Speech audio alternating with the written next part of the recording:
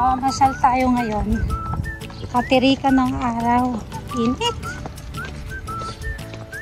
Para makapagbawas tayo ng stress. Pupunta tayo dun sa lagi kong pinupuntahan, guys. Sa second hand store. Recycle shop kung tawagin dito. Meron din dito sa tabi namin. Tingnan nyo, guys. Ayan, oh. Ang kaganda, diba? Ang cute ng gamit, oh, ng bag. Tingnan natin kung magkano. Dito ako minsan bumibili ng gamit, guys. Pinapadala ko sa Pinas. Ayan, oh. Malinis siya. Ano pa? Bago pa. Ay, ang ganda. Ayan, may washing machine.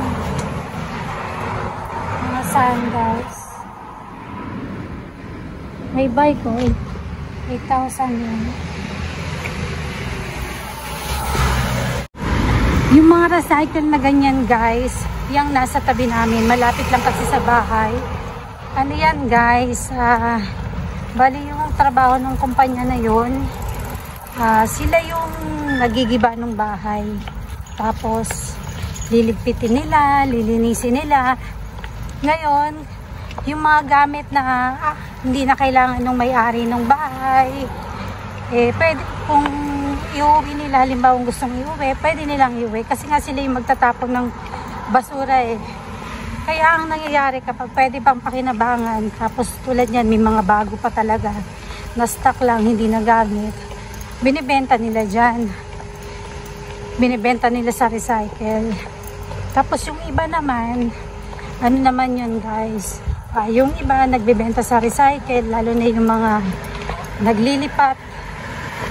Kasi may ugali yung mga hapon dito na kapag maglilipat sila ng bahay, gusto nila yung gamit nila bago din.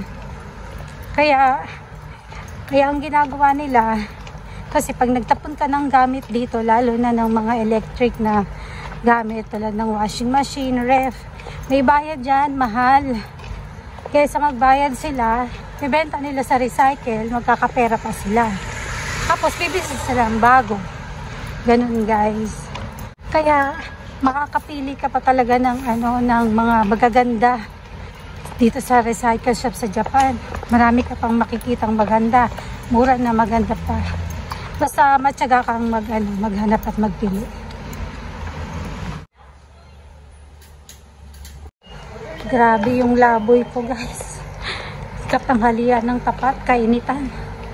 Kaya lang may kailangan lang kasi akong bilhin. Kaya kailangan kong lumabas. Hintay lang tayo ng train. Grabe. Hulas na hulas.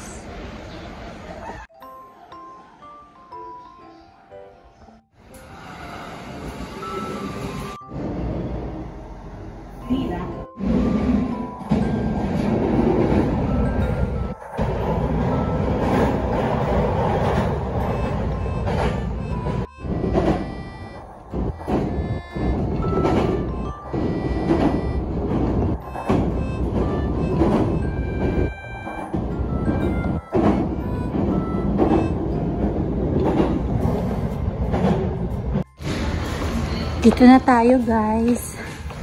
Ay, ang init. Grabe. Buti na lang sa loob ng train, malamig. Doon tayo bababa sa dulo. Wala na naman kasi kaming pasok. Kaya, walang magawa.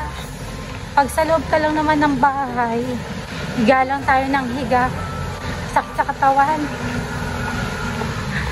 Sa isang linggo, bali, halimbawa ang pasok mo ay 4 na araw, nagiging 3 na lang. Kaya kailangan talaga, may alam kang pwedeng pagkakitaan. Marunong ka dapat dumiskarte para kahit paano nadadagdagan yung kita natin. Pag hindi ka marunong dumiskarte, ay naku, guys, wala, puro lang sa bayaran mapupunta yung sasahurin mo. Mga ganitong buwan, guys, talagang walang masyadong trabaho kahit saan. Mga pagkain na, mga pabrika ng pagkain. Kasi dun sa dalawa kong trabaho, hindi naman ganun talaga ka-busy ngayon. Sa ngayon. Buti na lang guys, kahit papaano, marunong tayong magluto. Kaya nagagamit ko yung talent ko sa pagluluto. Buti na lang binigyan tayo ni Lord. Hindi man ganun kagaling, at least 'di ba, kahit papaano marunong. Sayang naman yung blessing na na binigay ni Lord sa atin kung hindi natin gagamitin. Ay, grabe, ang daming dahon. Kaya nung last nung last Friday, nagtinda rin ako doon sa dati kong pinagtatrabahuan na club, no, mise. Nagtinda ako doon ng lumpiang sariwa. Ngayon magta-try naman ako ng iba. Gagawin ko. Tapos titinda ko ulit. Sayang kasi. Yun tayo. May nagpuputol guys ng puno. Dito talaga sa Japan, may maintenance sila dyan guys. Sa government, mga nagtatrabaho. At sa government yan. Tagaputol ng puno. Tagadamo. Parang ganon. Para pag tinan mo yung mga puno nila, diba, naalagaan. Para hindi sagabal sa mga sasakyan. Tsaka hindi pagmula ng aksidente. Halimbawa yung sanga, bulok na. Tapos may mabagsakan. Yung ganun ba? Ito yung paborito kong kainan dito guys pag pumupunta ako. Kaya mamaya, ay ang sarap po. Yan guys, oh, mura lang yan. Ayan yung mga price. Oh. Kaya mamaya, ang gagawin ko, bago ko umuwi, bibili na ako ng obento dyan. Ayan o, tingnan nyo. Beef. Bibili na ako ng obento dahil bukas may pasok ako para hindi na ako magluluto. Diba? Ako bukas, gigising na lang, hindi na magluluto. Ready to, bit-bit na yung obento. Tingnan nyo guys, so may sale. 174 kasama yung tax. Pero pag wala, 159. Plain t-shirt na black, size S. Kaya nila sinail to dahil wala ng size. Ayan guys, oh. Kulay black. Kasya sa akin to. Kaya bibili tayo. O diba? Magkano sa atin to? Kasi ang 100 is 36 pesos. O siguro mga 70 pesos pagpalagay na natin. Tapos yung tela niya ang kapal pa. Ito rin, pambata. Ayan din, oh. 200 yan lang. Daming mura ngayon. Summer.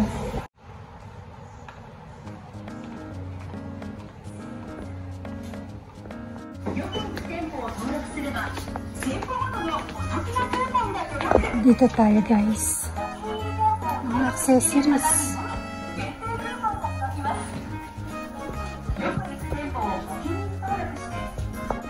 Tingnan nyo guys. So, 300 yan na lang siya. 50% off pa. Magiging 150 yan na lang. Ang cute niya po. Tingnan nyo. Sayang.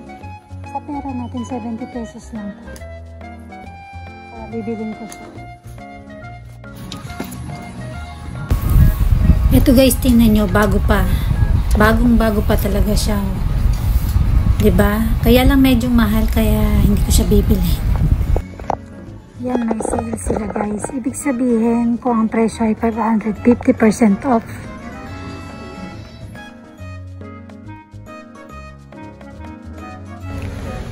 Yan, tapos na tayong tumingin-tingin guys.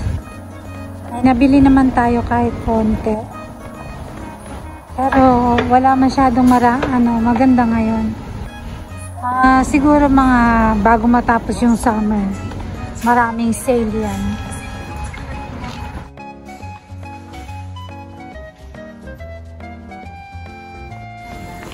Magkakape muna tayo guys bago umuwi. Bakit ito?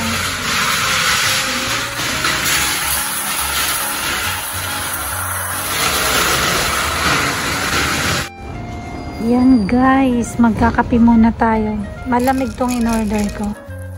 Sakit na kasi ng mga pako.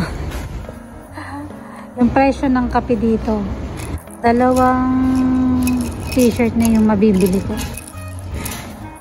Pero okay lang.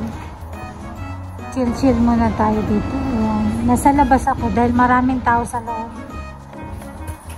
Tsaka hindi naman ganun kainit.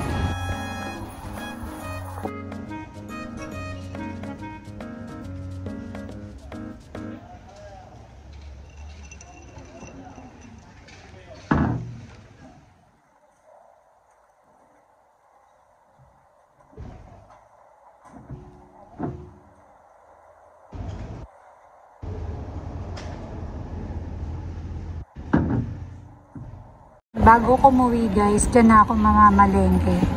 Para mamaya dire-diretso na ako. Ayan guys, nakabili ako sa sa recycle shop na sandals. 400 yen. 800 yen siya. 50% off. Kaya, itatapon ko na to. Dahil, bulok na siya guys. Yan. Swerte natin. Kaya pag masipag ka lang maghanap, makakabili ka. Ang dami pang bagong mga sapatos guys. Kaya lang, yung iba mahal pa yung presyo. Tapos, pag tumagal yon at walang bumibili, isi-sale na nila yun.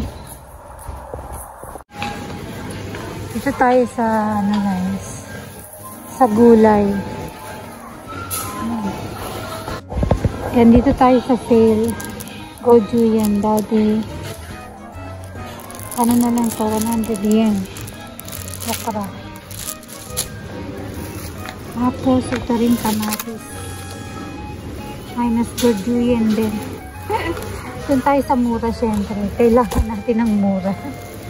Yung mais, kaya lang mahal pa rin. Sweet corn. Bili tayong ampalaya, guys. Mura na siya. Kasi panahon ng ampalaya ngayon eh. Ito. Isa lang. Ito lang yung bibilin ko, guys. Yan lang.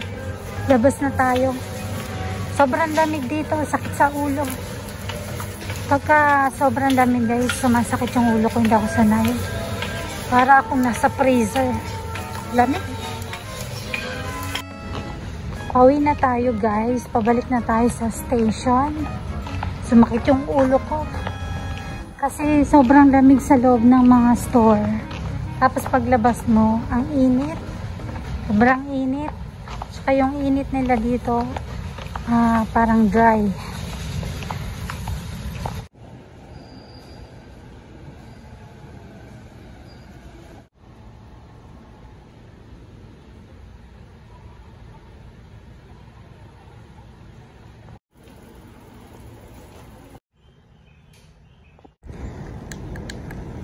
Hintay tayo ng train. 4 o'clock na dito ng hapon. Malas tayo ng 1. Laboy talaga. Hi guys! Eto, nakauwi na tayo. Pakita ko sa inyo guys yung mga nabili ko sa recycle shop. Ito yung unang-unang pinakita ko sa inyo. Yan o, yung bag.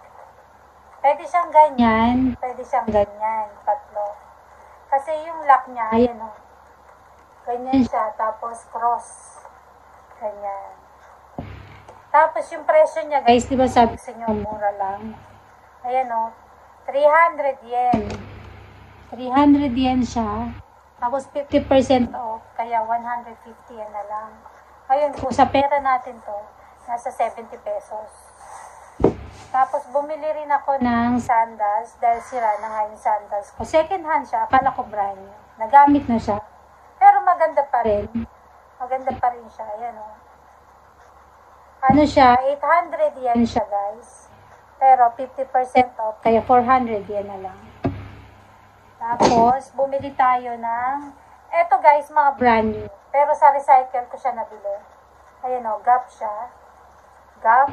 Siya yung mga phase out na ata ng mga store. Kaya, ayan o. Brand new siya. 800 yen siya guys. Hindi siya sale. Panlalaki para sa anak kong binata. Ayan. Tapos, ito yung binili ko. Uniqlo siya, guys. Ayan o, Uniqlo. Bali, hindi siya sale, 500 yen. One piece to na bestida. Pakita ko sa inyo. Yan. Ganito siya, guys. Yan, one piece. Hanggang sakong. Kaya okay siya. Pwede ko siya, pinapasok ko sa trabaho yung mga ganito guys. Tapos katerno nung nabili kong sandals na to na yellow. O diba? Mayroon na tayong pang alis-alis. Ganda ng langit guys. Oh. Ang ganda. Sa personal lalo ang ganda. Grabe.